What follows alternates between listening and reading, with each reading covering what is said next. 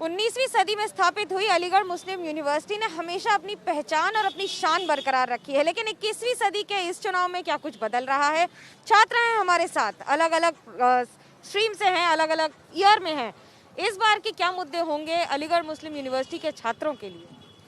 देखिए, मुद्दे वही हैं जो पूरे यूपी के अंदर चल रहे हैं। बेरोज़गारी और मुस्लिम इश्यूज़ के मुद्दे हैं, और उसके अलावा जिस हिसाब से पिछले 5 सालों में जिस तरह से कत्ल और कत्ल गारत देखा है, चाहे वो CNRC देखा हमने, या नजीब का मसला देखा, या जिन्ना प्रोटेस्ट देखा, हमने बहुत सी ऐसी चीज़ें देखी हैं जिस पे स्टूडेंटों के ऊपर एक अत्याचार किया गया और बाई प्लानिंग के थ्रू किया गया। क्योंकि हम लोग स्टूडेंटों को इतनी कभी मार ना पड़ी जितनी पिछले 5 सालों में पड़ी है। ये गन्ना वर्सेस जिन्ना, अलीगढ़ मुस्लिम यूनिवर्सिटी हो या फिर बाकी सारे, हमेशा आवाज़ उठाई है। एक कैसे देखते हैं? देखिए, जिन्ना का तो कोई इशू ही नहीं है। अगर इशू उठाना है तो उन्हें गोडसे का भी उठाना चाहिए।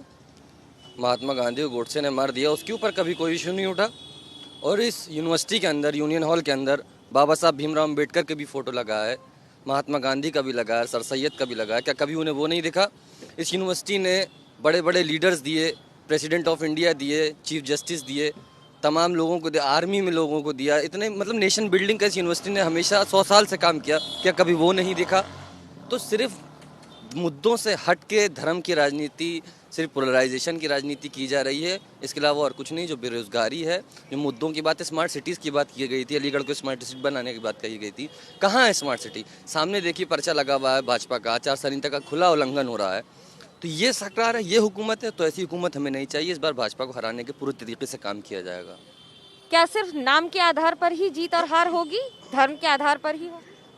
नहीं, यूपी इलेक्शन को तो बाबा वर्से मौलाना कर ही दिया गया है, लेकिन ऐसा होने वाला नहीं है। यूपी इलेक्शन में जो मुद्दे हम लोगों के, जैसे CA/NRC, और उसके बाद जो 20 तारीख को स्टूडेंट को यहाँ पर मारा गया, और एक अभी सरकार ने अपना मैनिफेस्टो भी जारी किया है जो एक रह चुकी है, उन्होंने उस पर कहीं भी मुसलमानों का जिक्र नहीं किया है। यानी जो 25 लाख देने की बात हो रही है, उसमें जो तकरीबन मॉब लिंचिंग्स में मारे जाने वालों की तादाद 350 है, और उसके बाद CA/NRC में मारे जाने वालों की तादाद 36 है। इन लोगों को मुआवजा कौन देगा? गवर्नमेंट क्यों इसको नहीं पहले ही कह देती है कि हम, अगर हमारी गवर्नमेंट बनती है, जो बड़ा दावा कर रहे हैं कि अगर हम यूपी में जीतते हैं तो ये करेंगे, किसान को दे रहे, बहुत अच्छी बात है, वेलकम है, लेकिन मुसलमानों के मुद्दों से क्यों अजूत कर दिया जा रहा है? मुसलमानों को 25-25 लाख रुपए क्यों नहीं दिए जाएंगे जो CA/NRC प्रोटेस्ट में पुलिस की गोलियों से मारे गए हैं? क्या गवर्नमेंट की जिम्मेदारी नहीं बनती है? सिर्फ इनको धर्म की राजनीति करनी है। वो कहते क्या है कि अगर मेरी सरकार होती तो मैं 1 साल में बाबरी मस्जिद की जगह मंदिर बनवा देता। ये पॉलिटिक्स चलेगी खुद अगर, और उसके बाद अपने आप को कहते हैं कि हम सेकुलरिज्म के ठेकेदार हैं। कि अखिलेश यादव ने भी हाल ही में कहा था कि 6 महीने के अंदर अगर हमारी सरकार आई तो हम भी बना लेते। ये ज्यादा टाइम ले रहे हैं, बीजेपी की सरकार ज्यादा टाइम ले रही है मंदिर बनाने में। हाँ, तो उनके बाप जो समाजवादी पार्टी बना है 92 में, जब बाबरी मस्जिद शहीद हुई है, उसी के गुंबद पर, उसी की मीनार पर और उसी की शहादत पर पार्टी बनाए हैं। वो भूल चुके हैं और इसी की भुगतान अब खुद कर रहे हैं। और आने वाला इलेक्शन भी बताएगा, जो थर्ड फ्रंट अभी बना हुआ है, उसी थर्ड फ्रंट की तरफ पूरी यूपी की आवाम अब देख रही है। क्योंकि अब मजहब की राजनीति नहीं होगी, अब मुद्दों की बात होगी कि एजुकेशन सिस्टम कौन सही कर सकता है, क्या हैदराबाद से आने वाला शख्स वो क्या ये पूरे यूपी को रिप्रेजेंट कर सकता है कि नहीं कर सकता है, क्योंकि वहाँ पर उन्होंने काम करके दिखाया है। और यहाँ पर देखो, कोविड के ज़माने में जमुना में लाशें तैर रही थी, बगैर मतलब कपड़े तक नहीं मिल रहे थे कि उन लाशों को जलाते वक्त उनके कम से कम जो नंगापन दिखाया जा रहा था। उसके बाद तमाम मुद्दे हैं जो यूपी सरकार में खुद ही गवर्नमेंट, ये जो अभी आपको बताया गया, देखो धारा 144 लगी हुई है, मोदी जी की सरकार बन रही है। तो ये यूपी इलेक्शन में अब इस तरीके की राजनीति नहीं चलेगी, मजहब पे राजनीति नहीं चलेगी। बिल्कुल अखिलेश यादव या फिर असदुद्दीन ओवैसी। देखिए, उत्तर प्रदेश में मुसलमानों की भारी आबादी है, 20% आबादी है। जैन चौधरी जाटों के लीडर हैं, 4% की आबादी है। राजभर जो है 4% है, उससे अखिलेश यादव जो है 24 सीटें दे रहे हैं। और कुर्मी समाज, हर समाज का जो है उत्तर प्रदेश में एक लीडर है और उनकी रिप्रेजेंटेशन है। अखिलेश यादव समाज को रिप्रेजेंट करते हैं, इसीलिए असदुद्दीन ओवैसी और MIM जो है मुस्लिम समाज को रिप्रेजेंटेशन कर रही है। सेकुलरिज्म है, जमहूरियत है, तब तक आपकी हिस्सेदारी नहीं होगी, सियासत में फैसले नहीं होंगे। जिस तरीके से पिछली हुकूमतों को देखा हमने, अखिलेश यादव ने 2012 में 18% रिजर्वेशन का वादा किया, जो कि पूरा नहीं हुआ।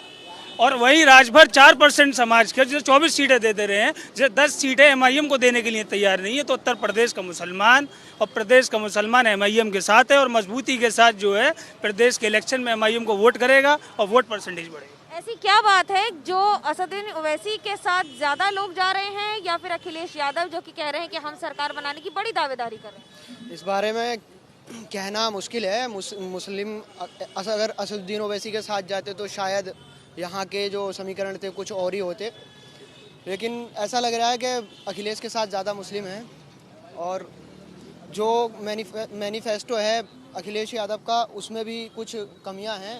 उन्हें देखते हुए भी लगता है कि मुसलमान मसला ये है कि अखिलेश यादव या एमआईएम के मसला नहीं है।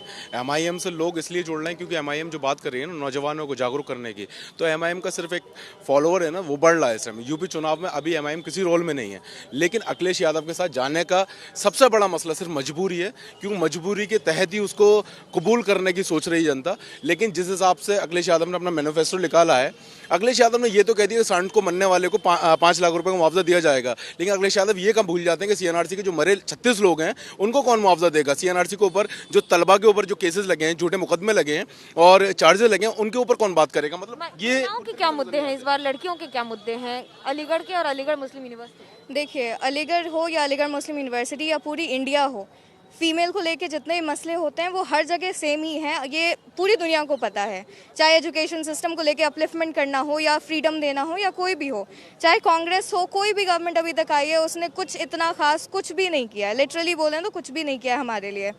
तो बस वही डिमांड है कि हम बस इतना चाहते हैं कि जो भी गवर्नमेंट आए वो हमारे अपलिफ्टमेंट। कांग्रेस तो कह रही है कि लड़की हूँ, लड़ सकती हूँ, 40% महिलाओं को टिकटें दी हैं। टिकटें देने से और रोड पे जो औरतें चल रही हैं क्या वो सेफ हो गई हैं? टिकटें देने से क्या वो राइट हमें मिल गया है जो हम जैसे लोकसभा में औरतें होती हैं, पर क्या उन्हें वो आज़ादी मिलती है जो वहाँ बैठे मर्दों को मिलती है? ये सब इक्वालिटी अभी भी नहीं आई है, टिकटें देने से नहीं होता। मुद्दे क्या होंगे इस बार चुनाव के? मेरे ख्याल से जो मेरे लिए सबसे ज़्यादा इम्पॉर्टेंट बात है वो तो सेफ्टी है, क्योंकि आज तक अभी जितना फ्रीडम हो चुका है, फ्रीडम को इतने साल हो चुके हैं, लेकिन स्टिल वुमेन सेफ फील नहीं करती है इंडिया में। यहाँ पे रात मगरिब के बाद आप निकल नहीं सकते हो, आपको मॉब लिंचिंग के कितने सारे केसेस आते हैं, बहुत सारी ऐसी चीज़ें हैं।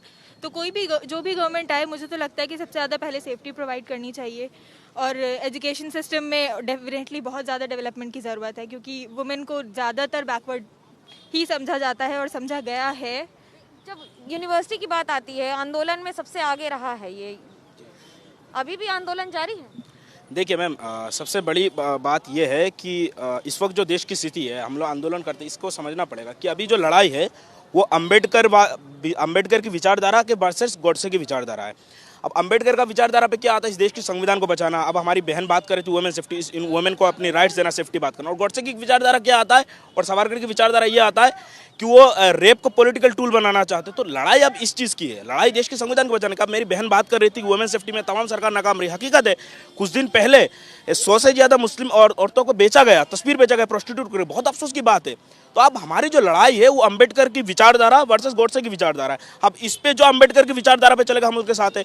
ओवैसी को इसलिए सपोर्ट कर रहे हैं, ओवैसी ने कभी ये नहीं कहा कि हम गैर संवैधानिक स्टेप, उन्होंने हक की बात किया, चाहे कोई भी कम्युनिटी ऑपरेस, उसकी राइट्स की बात की। और राइट्स की बात करना, स्टेट की बात होती है तो वैसे इतने बड़े प्लेयर अभी है नहीं उत्तर प्रदेश में, तो ऐसा लगता है कि क्या उनके साथ जाना चाहिए या सोचना चाहिए? देखिए, हम शुरू से देख रहे हैं, हमने सपा को देखा, हमने बसपा को देखा, हमने कांग्रेस को देखा, डेवलपमेंट में हमेशा ये लोग पीछे रहे हैं। अब ये वक्त है डेवलपमेंट में। आप देखें, HDI का रिपोर्ट देखें, 35 नंबर है आपका, एम्प्लॉयमेंट 7% है। तो डेवलपमेंट, विकास की कोई बात नहीं कर रहा है। तो हमने सारे सरकार देखा है, सारे सरकार मुस्लिम विरोधी निकला है। मुजफ्फरनगर है और सारे वादे जिन्होंने भी किए हैं सपा की सरकार में, सब नाकाम हुए हैं। तो अब हमारे पास एक उम्मीद जगी है थर्ड फ्रंट की, तो हम इसी को लेकर चल रहे हैं। इंशाल्लाह ये कामयाब रहेगा। किस तरह से देखते हैं छात्रों के मुद्दों को और छात्रों के क्या सबसे बड़े मुद्दे हैं? छात्रों के सबसे बड़े मुद्दे अगर मैं बात करूं तो अभी रिसेंटली हम लोगों ने एक मुद्दा यहाँ से उठाया था कि AMU को जो किशनगंज सेंटर है, सेंटर गवर्नमेंट है, उन्होंने बोला था कि वो कुछ अमाउंट वहाँ पे देंगे, लेकिन उसका अभी 10% अमाउंट वहाँ पे दिया गया है। तो सेंटर गवर्नमेंट हमारे सेंटर्स के, AMU के सेंटर्स के जब फंड्स ही रिलीज़ नहीं कर रही है, हमारे AMU के सेंटर्स के फंड रिलीज़ होने में टाइम लग रहा है, तो ये लोग इतनी सारी मुश्किलें खड़ी कर रहे हैं हम लोगों के लिए। वो सेंटर बिल्कुल बंद होने की है। तो ये मैं चाहता हूँ कि अगर कोई मुझे सुन पा रहा है तो वो AMU किशनगंज के लिए जितना जल्दी हो सके वहाँ पे सेंटर पे फंड रिलीज़ करवाया जाए। सिर्फ बात होती है सेंटर्स पे फंड्स नहीं जाना भी एक राजनीति का हिस्सा है?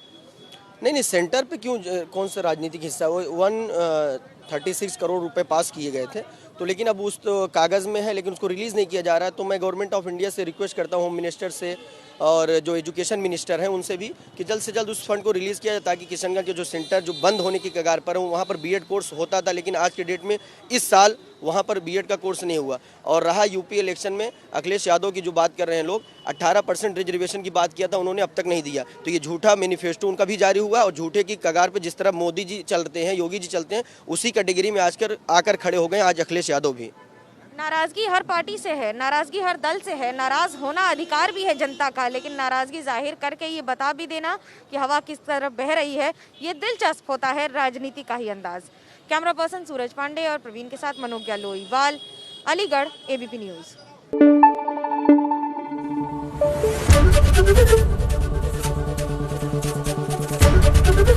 एबीपी न्यूज आपको रखे आगे।